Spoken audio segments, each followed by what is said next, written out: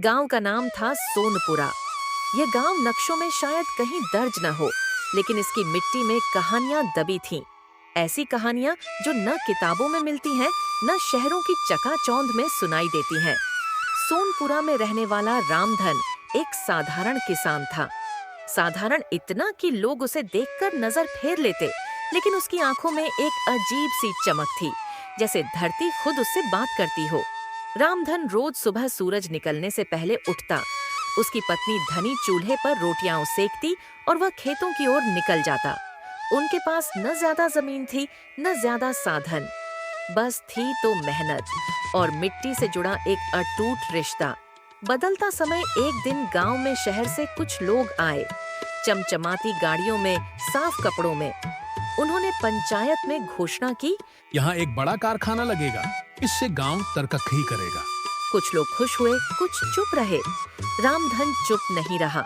उसने धीमी लेकिन ठोस आवाज में कहा, तरक्की किसकी होगी? जमीन हमारी जाएगी, हवा जहरीली होगी, पानी सूख जाएगा, तब हम क्या खाएंगे? लोग हंस पड़े। रामधन ने कुछ नहीं कहा।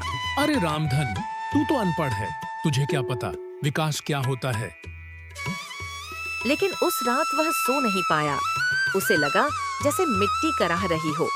उस रात रामधन ने सपना देखा। उसने देखा कि खेत सूखे पड़े हैं, कुएं खाली हैं, बच्चे मास्क पहनकर घूम रहे हैं। फिर उसने एक आवाज सुनी, अगर तुम चुप रहे तो मैं मर जाऊंगी। रामधन घबरा कर उठ बैठा। वह समझ गया, ये उसकी नहीं, मिट्टी की आवाज थी। अगले दिन से उसने कुछ अलग करना शुरू किया। अकेली लड़ाई। रामधन ने गांव-गांव जाकर लोगों को समझाना शुरू किया। उसने बताया कि कैसे कारखाने से जमीन बंजर हो जाएगी, कैसे उनके बच्चों का भविष्य खतरे में पड़ जाएगा। लेकिन लोग बोले, हमें नौकरी चाहिए, विचार नहीं। रामधन अकेला पड़ गया। यहाँ तक कि उसके अपने रिश्तेदार भी उससे कटने लगे। धनी ने एक दिन पूछा, क्या मिलेगा इस लड़ाई से? रामधन बोला, शायद कुछ नहीं, लेकिन अगर चुप रहा तो सब खो देंगे। उम्मीद की किरण। एक दिन गांव में एक लड़की आई, अनन्या। वह पर्यावरण पर शोध करने वाली एक युवती थी। उसे किसी ने रामधन के बारे में बताया। अनन्या ने रामधन की बातें सुनी, उसके खेत देखे, उसकी आंखों में झांका। उसने कहा, आप अनपढ़ हो सकते हैं, लेकिन आपकी समझ कई पढ़े लिखों से बड़ी है। अनन्या ने रामधन की कहानी को कागज पर उतारा, तस्वीरें खींची, वीडियो बनाए और शहर तक पहुंचाया। धीरे धीरे मीडिया आने लगा।